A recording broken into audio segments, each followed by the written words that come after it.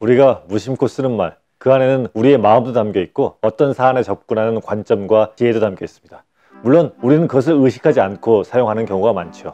이미 만들어진 표현을 그대로 사용하는 거니까 왜 그렇게 말하는지는 고민하지 않고 듣고 배운 대로 사용하고 있는 거죠.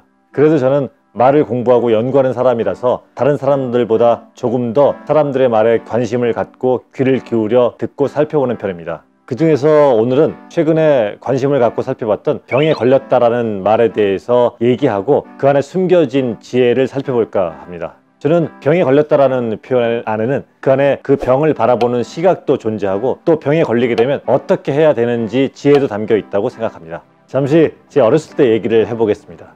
제가 어렸을 때는 쥐가 참 많았습니다. 심지어 우리 집 천장에는 쥐들이 무리지어 뛰어다니는 소리가 들리기도 했습니다. 조용한 천장에 갑자기 쥐가 뚜두두두 소리를 내면서 이쪽에서 저쪽으로 막 뛰어가는 거죠. 볼 수는 없었지만 소리로 듣기로는 수십 마리 쥐가 살고 있는 것 같았습니다. 그래서 그 쥐를 잡기 위해서 쥐덫을 놨습니다. 고양이도 키워봤지만 쥐덫을 넣는 것보다 더 효과적이진 않았던 것 같습니다.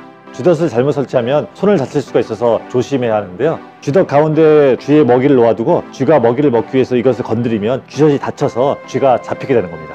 쥐가 쥐덫에 걸리지 않기 위해서는 쥐덫을 놓아준 곳으로는 다르지 않거나 아니면 쥐덫의 먹이를 정말 빠른 속도로 딱 잡아쳐야 되는데 사실상 그것은 불가능하죠. 그만큼 쥐덫은 빠르고 강력하니까요. 쥐덫을 놓을 때는 쥐가 다닐 만한 곳에 놓아두는데 쥐가 그쪽으로 가지 않으면 쥐덫은 소용이 없는 거죠. 쥐 입장에서 보면 쥐덫 쪽으로 가거나 쥐덫 위에 음식에 욕심을 내면 쥐덫에 걸리게 되는 겁니다. 우리 몸의 질병도 마찬가지라고 생각합니다. 암에 걸렸다는 표현처럼 질병에 걸렸다는 것은 우리가 질병이 있는 곳으로 가서 병에 걸렸다는 것입니다.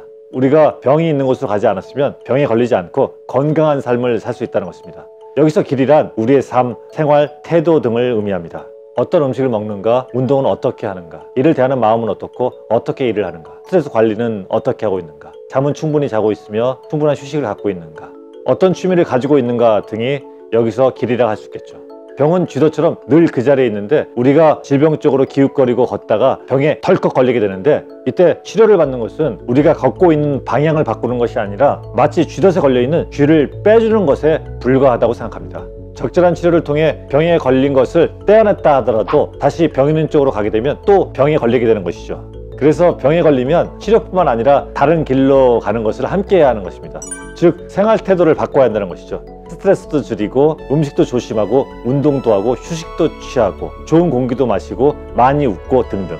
병에 걸리면 빨리 그 병을 떼어내고 다른 길로 가야 되는데 그렇게 못하면 병과 함께 생활하게 됩니다.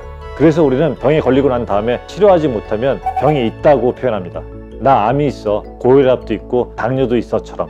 이 말은 우리가 병과 함께 존재하고 있다는 의미죠. 그런데 감기에 걸렸다는 표현을 써도 감기가 있다는 표현은 잘 쓰지 않죠. 왜냐하면 감기는 걸렸다가도 다른 병에 비해서 금세 치료가 되기 때문에 그렇습니다. 우리가 쓰는 말들이 우리의 몸 상태를 잘 표현하고 있죠. 저는 여러분들이 병에 걸렸다라고 표현할 때 그 이면에는 생활태도를 바꿔야 된다는 의미가 포함됐다는 것을 알아채셨으면 좋겠습니다. 하다못해 감기에 걸려도 그렇습니다. 피곤하게 일하고 체온관리 못하고 스트레스 받고 영양 섭취 제대로 못하면 감기에 걸리잖아요.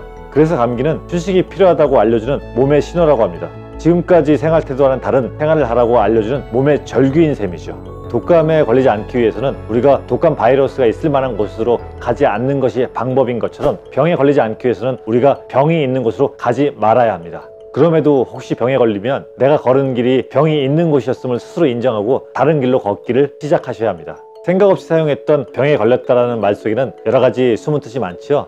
그것만 제대로 알아도 어떻게 병을 고치고 관리해야 되는지를 알 수 있습니다. 늘 건강하세요.